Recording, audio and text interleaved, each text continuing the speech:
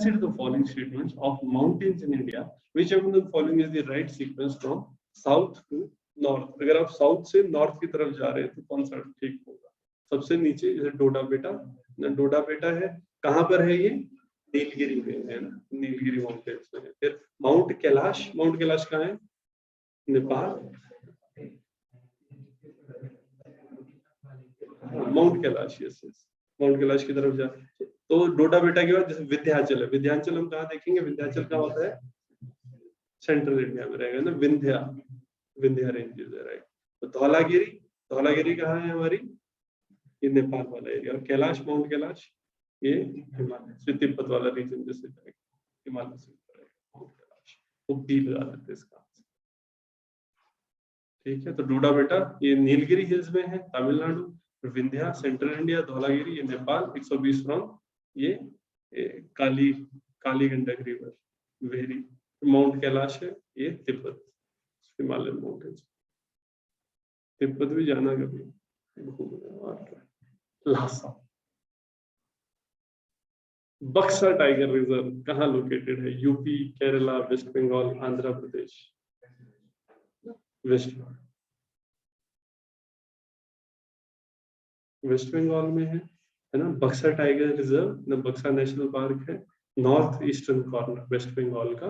ये बॉर्डर करता है भूटान, असम। ये अलीपुर डिस्ट्रिक्ट। ये प्रोटेक्टेड नेशनल फॉरेस्ट के द्वार से। और बक्सा टाइगर रिजर्व कब बनाया था? 1983 15th टाइगर रिजर्व की था। फिर यहाँ पे बक्सा पोर्ट है इसलिए बनाया है। बक्सा में ये सबसे ज्यादा जैसे हाईएस्ट है टाइगर्स, टाइगर रिजर्व के अंदर सबसे ज्यादा नंबर इसके अंदर रखे हुए। टाइगर रिजर्व अलग अलग जगह पर, यूपी है दुधवा पीलीभीत, केरला में पेरियार रामबीकुलम, आंध्रा में नागार्जुन सागर और श्रीशैलम, हिमाचल प्रदेश नामदफा, असम में काजीरंगा। ये सब टाइगर रिजर्व है। वर्ल्ड वेटलैंड डे कब सेलिब्रेट होता है? 2nd, 3rd, 4th, 5th Feb. कब होता है? 2 फरवरी को वर्ल्ड वेटलैंड डे मनाया जाता है। वर्ल्ड वेटलैंड डे ये किस चीज के लिए है? कि अवेयरनेस लोगों के बीच में लाई जाए वेटलैंड के बारे में। थीम इस बार 2020 का था वर्ल्ड वेटलैंड एंड बायोडाइवर्सिटी। इसका थीम वर्ल्ड वेटलैंड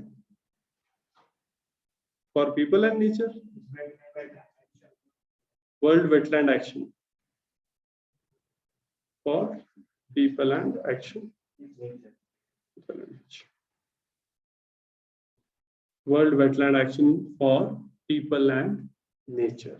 ये हमारा थीम रहेगा वेटलैंड। और पहले वेटलैंड बायोडाइवर्सिटी था। किस तरीके के वेटलैंड होते हैं? एक इनलैंड वेटलैंड होता है within the marshes, swamp, river, fens, lakes, floodplain, pond. Coast के आसपास होते हैं मैनग्रोव्स हम कहते हैं, मार्शेस, लगून्स, एस्चुरीज। फिर कुछ हमने खुद बनाए होते हैं, फिश के pond, salt pans, rice paddy को भी हम वेटलैंड के अंदर लेते हैं। उस टाइम पानी होता है ना, तो पानी खड़ा किया जाता है राइस के लिए। और नॉर्मली ये है, ये समझना, राजस्थान वगैरह में जबरदस्ती खड़ा करते हैं। आइडियली ये कहाँ पर राइस उगता है ना? वेस्ट बंगाल, क्योंकि वहाँ खुद ही पानी खड़ा रहता है, ठीक है ना। वेस्ट बंगाल वगैरह में क्योंकि वो ना क्ले जैसी हो जाती है जमीन। हम वेस्ट बंगाल की बात करें या फिर असम की बात करें, फिर जैसे वेटलैंड साइट्स, अष्टामुडाई वेटलैंड केरला में है, ईस्ट कैलिकल वेटलैंड वेस्ट बंगाल में, चंद्रताल हमारा हिमाचल प्रदेश में है, भित्रकणिका उड़ीसा में मैंग्रोव है, भोज वेटलैंड मध्य प्रदेश में major wetlands. In which year was the environmental protection act passed? Environmental protection act हमारे कब पास की गई? इंपॉर्टेंट है ना। 81, 86, 80 नन ऑफ द अबव। कौन सा ईयर है? 86, ठीक है। एनवायरमेंटल प्रोटेक्शन एक्ट 1986 किन चीजों के लिए है? ये इसको अभी अमेंड किया था 1999 में, है ना। अम्ब्रेला लेजिस्लेशन है, इसमें जो भी एनवायरनमेंट को प्रोटेक्ट करने के लिए चीजें होती है दी होती है। बहुत ज्यादा पावर है सेंट्रल गवर्नमेंट को कि ये प्रोटेक्शन करनी है, क्वालिटी ऑफ एनवायरनमेंट इंप्रूव करना है, एनवायरमेंटल क्वालिटी के स्टैंडर्ड सेट करने हैं, किसी एरिया को रिस्ट्रिक्शन करनी है कि इंडस्ट्रियल ऑपरेशन वहां पर ना हो सके या हैजार्डियस सब्सटेंस यूज हो रहे हैं वो चीजें ना यूज की जा सके। सेंट्रल गवर्नमेंट है, ऑफेंडिंग इंडस्ट्रीज है, इनको बंद भी कर सकती है अगर वो एनवायरनमेंट के लिए नॉन कंपैटिबल है। एनवायरनमेंट रूल्स 1986 यानी प्रोसीजर है, एमिशन और डिस्चार्ज स्टैंडर्ड्स क्या होने चाहिए इंडस्ट्रीज के, और डिफॉल्टर्स है उनके अगेंस्ट क्या एक्शन लिए जाए। एनवायरनमेंट इम्पैक्ट असेसमेंट ये चीज भी, और कोस्टल रेगुलेशन जोन्स, इनकी नोटिफिकेशन भी इसके अंदर की जाती है। तो जब भी कहीं कुछ बना रहे हैं नए प्रोजेक्ट्स, उनका एक एनवायरमेंटल इम्पैक्ट असेसमेंट किया जाता है। और कोस्टल एरिया में भी जैसे वहां पर एक जहां तक ऐसा कहते हैं ना कि पानी आ रहा है, तो कोस्टल रेगुलेटरी जोन्स पे परमानेंट स्ट्रक्चर नहीं बना सकते। गोवा वगैरह में गए हो तो वहां देखना कि एक जगह के बाद में परमानेंट स्ट्रक्चर नहीं है, जैसे बैम्बू से बनाते हैं, 6 महीने के लिए आप बना सकते हो, उसके बाद हटा सकते हैं, फिर दोबारा से। तो इसीलिए बैम्बू वगैरह के बनाए होते हैं जो बीच के नजदीक होती है। या हमारे भी देखो, जैसे रिवर्स है, रिवर बेड्स पे आप कैंपिंग साइट्स नहीं बना सकते, या तो थोड़ी दूर होंगी या फिर जो पास में होंगी फिर वो कच्ची जैसी होगी, ठीक है ना। वो river regulatory zone permanent construction नहीं कर सकते। Consider the following statements regarding Earth Hour. Earth Hour ना ये इनिशिएटिव है यूएनईपी और यूनेस्को का। अर्थ आर ये WWF कहते हैं, world wide fund for nature. It is a movement in which the participants switch off the light for 1 hour in certain day every year। करते हैं पूरे अर्थ पे लाइट बंद करने की कोशिश, और फिर ऊपर से सैटेलाइट से फोटो ली जाती है। It is a movement to raise the awareness about climate change and need to save the planet। जलवायु परिवर्तन के लिए जागरूकता कर रहे हैं इससे। 2 और 3 करेक्ट है। जो 1 है वो WWF, वो organised by World Wildlife Fund for Nature. तो यहाँ पर सिडनी ऑस्ट्रेलिया 2007 में शुरू किया गया था। लास्ट सैटरडे जो भी मार्च का होता है उस दिन करते हैं। आइडिया क्या है कि नॉन एसेंशियल लाइटिंग जितनी भी है उसको बंद कर देंगे, तो 8:30 से 9:30 के बीच में नॉन एसेंशियल इलेक्ट्रिसिटी को बंद कर देंगे। जैसे होर्डिंग्स वगैरह, बिल बोर्ड्स, इन पे इतनी बिजली लगती है, उसको खत्म बंद कर दे थोड़ी देर, 1 घंटे के लिए। Which soil is highly rich in potash and lime? Laterite soil, alluvial soil, alkaline soil या red soil? कौन सी soil है? ये alluvial soil। alluvial soil में पोटैश और लाइम होता है, ठीक है। कहाँ पर मिलती है? गैंजेटिक, ब्रह्मपुत्र, तो रिवर्स के अलोंग मिलती है ना। कोस्टल रीजन में भी alluvial डिपॉजिट्स होते हैं वेव एक्शन की वजह से। पोटैश कलर ग्रे से ऐश के जैसा होता है। क्या क्या उगता है जो भी सबसे ज्यादा फर्टिलिटी मांगते हैं? Rice, maize, wheat, sugarcane, oilseeds, और राबी, खारीफ, बहुत सी चीजें, wheat, rice, even sugarcane, ये सब चीजें होती है। जलोढ़ मिट्टी, alluvial soil। Which forest is also referred to as monsoonal forest? Montane forest, tropical deciduous, tropical evergreen, mangrove forest। हमारे यहाँ पे monsoon forest, tropical deciduous, tropical deciduous को मानसून फॉरेस्ट कहा जाता है, ठीक है। बेल्ट इक्वेटर के अलाउंग है ना, ये Tropic of Cancer, Tropic of Capricorn, इस वाले रीजन में ह्यूमिड्स ऑफ ट्रॉपिक्स वाला है। यहाँ पर ब्रॉड लीव्ड होते हैं, एक सीजन होता है, उस एक सीजन में शेडिंग हो जाती है, शेडिंग करते हैं। तो रेनफॉल की रेंज 70 से 200 सेंटीमीटर है, और यहाँ पे मॉइस्ट डेसिडियस, ड्राई डेसिडियस, इस तरह की ट्रॉपिकल डेसिडियस फॉरेस्ट है, इनको हम मॉनसूनल फॉरेस्ट बोलते हैं। एवरग्रीन फॉरेस्ट हमारे कहाँ होते हैं? इक्वेटर के पास।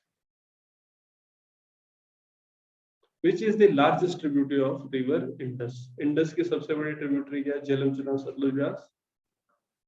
लार्जेस्ट ट्रिब्यूटरी चिनाब को मानते हैं, बाय वॉल्यूम इसमें पानी सबसे ज्यादा है ना, तो ये चिनाब। चिनाब कैसे? चंद्रभागा से मिलती है, बनती है, टांडी है, टांडी के पास दोनों मिलते हैं, उसके बाद चिनाब बोलते हैं। तो ये 1180 किलोमीटर बहती है, उसके बाद मिल जाती है पाकिस्तान में, ठीक है। Major left bank tributaries Jhelum, Chenab, Beas, Sutlej और जांस्कर, है ना। Right bank tributaries Shyok, Gilgit और काबुल। और ट्रिब्यूटरी फ्रेश है ना, ये जैसे क्यों इसको मानते हैं? वॉल्यूम इसका बहुत ज्यादा है, वॉल्यूम पानी।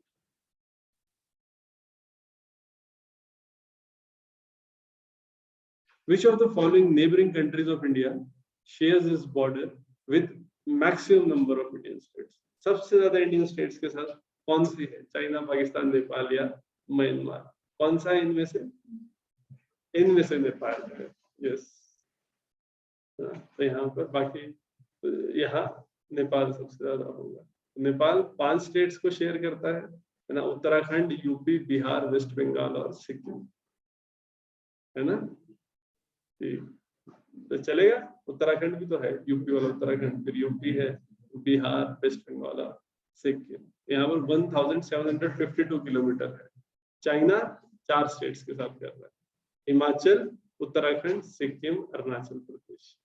लद्दाख क्योंकि एक सेपरेट यूटी बन चुका है, not part of Jammu Kashmir, पहले लद्दाख को भी लेते थे। यहाँ पर 3488 किलोमीटर बॉर्डर करता है। यहाँ पाकिस्तान के साथ है ना, हमारे कितने 3300 है ना 10 किलोमीटर है। तो गुजरात, पंजाब, राजस्थान, जम्मू कश्मीर, लद्दाख ये भी करते हैं, बट ये यूटी है ना। इसके अलावा जो इंडिया ये 4 भूटान के साथ करता है, सिक्किम, वेस्ट बंगाल, अरुणाचल प्रदेश और असम। म्यांमार 4, अरुणाचल प्रदेश, नागालैंड, मणिपुर और मिजोरम। ठीक है, इशू कहाँ पर है, वही ये जम्मू कश्मीर से थोड़ा चेंज आ गया ना, यूटी बन गया है ना। और ये जैसे हम बात कर रहे थे कि यूनियन टेरिटरीज, हिमाचल, बाकी हिमाचल, उत्तराखंड, सिक्किम, अरुणाचल प्रदेश ये करा जा सकता है। जम्मू कश्मीर भी यूटी बन गया है। बाकी बांग्लादेश है, ये इसमें देखो स्टेट, वेस्ट बंगाल, असम, मेघालय, त्रिपुरा, मिजोरम, तो इसमें भी थी भाई, बट ये यहाँ दिया हुआ नहीं था। लॉन्गेस्ट इंटरनेशनल बाउंड्री किसके साथ है, ये क्वेश्चन कई बार आता है, बांग्लादेश के साथ, 4096 किलोमीटर, सबसे लंबी बाउंड्री, इंटरनेशनल बाउंड्री बांग्लादेश के साथ। Which of the following disaster belong to the category of nuclear disaster? Fukushima, Chernobyl, 3 Mile Island incident और लव कैनाल डिजास्टर। कौन सा है ये? फुकुशिमा, चेर्नोबिल और 3 माइल, ये तीनों न्यूक्लियर डिजास्टर है। जो लव कैनाल है ये नहीं था, बट ये मैन मेड डिजास्टर था। यहाँ पर जैसे फुकुशिमा, नेचुरल मैन मेड 2 तरह के होते हैं, यहाँ पर हम मैन मेड की बात कर रहे हैं। न्यूक्लियर है ना, यहाँ पर कि अगर ढंग से मैनेज नहीं हो रहा है। फुकुशिमा 2011 में हुआ था ना, मेल्ट कर गई थी core Fukushima Daiichi nuclear accident. Chernobyl ना यूक्रेन में है, सोवियत यूनियन का पार्ट, तो ये यहाँ पर कमर्शियल न्यूक्लियर पावर की वजह से ना फैटिलिटीज हुई थी। और 3 माइल आइलैंड ना, ये आपका मेल्ट डाउन हुआ था न्यूक्लियर प्लांट का पेंसिल्वेनिया में। सीरियस एक्सीडेंट है यूएस के कमर्शियल न्यूक्लियर पावर प्लांट्स के अंदर। तो जो लव कैनाल डिजास्टर है ये यूएस में हुआ था। यहाँ पर क्या मैन मेड डिजास्टर है, मेनली क्या था, एक जगह थी वहां पर इन्होंने डंप साइट बना दी थी, डंप करके अपने जो वेस्ट है, केमिकल वेस्ट वगैरह, उसको डंप कर रहे थे। जब इन्होंने डंप करने लगे, पहले और तो इलेक्ट्रिसिटी है ना यहाँ पर वो सस्ती, मतलब ये था कि एक जगह बनाई गई थी, वो कनेक्ट कर रहे थे कैनाल्स को, नियाग्रा के पास ना, नियाग्रा फॉल्स कैनाल्स को कनेक्ट कर रहे थे ताकि वहां पर बिजली बनाई जा सके, क्योंकि लोकली पहले बिजली बना के आसपास दी जाती थी। फिर जब बाद में एसी आया, उसके बाद दूर दूर भी बिजली ले जा सकते, तो फिर वो प्रोजेक्ट ठप हो गया। फिर वो जो जगहें थी जहाँ खोदा हुआ था, कैनाल्स बनाने की कोशिश कर रहे थे, वहां पर डंप करने लगे इसको, और बाद में फिर उस जगह को भर के इन्होंने लोगों को दे दिया कि रहो इसके ऊपर। लोग है ना, हाउसिंग सोसाइटी बन गई थी, पर फाइनली क्या हुआ, हाउसिंग सोसाइटी में वो फिर बाद में वो जो केमिकल्स थे वो बहुत से निकलने लगे ना, कहीं कहीं फट रहे हैं, कुछ हो रहा है, और फिर पानी, हेल्थ, बहुत से प्रीमेच्योर बेबीज हुए हैं, बहुत लोगों की कैंसर से डेथ हुई थी, तो बड़ा ऐसा मान जाता है इसको love canal disaster.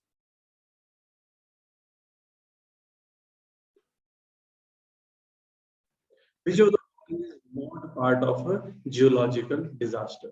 Volcano, earthquake, tsunami or sea surge? तो इनमें से कौन सा भूवैज्ञानिक आपदा का हिस्सा नहीं है? कौन सा नहीं है? सी सर्च। सी सर्च क्या है कि जब पानी बढ़ जाता है, तो यहाँ जब बात हो रही है, प्रश्न है नेचुरल प्रोसेस फिनोमिना बायोस्फीयर में, जिसे हम बात करते हैं नेचुरल है, तो जियोलॉजिकल हम कुछ कहते हैं। तो जियोलॉजिकल इवेंट्स क्या होते हैं, जो अंदर से है ना, ये deep of the earth crust की वजह से होते हैं, जो ह्यूमन लाइफ को थ्रेट कर सकते हैं, जैसे अर्थक्वेक है, वोल्केनिक एक्टिविटी है, या एमिशंस कोई हो रहे हैं। जियोफॉल फिजिकल अगर हम देखें, इसमें क्या होता है, जैसे मास मूवमेंट्स है, landslide, rock slide, surface collapse हो रहा है, मड फ्लो हो रही है। अर्थक्वेक ये टेक्टोनिक प्लेट्स की मूवमेंट की वजह से हो सकता है।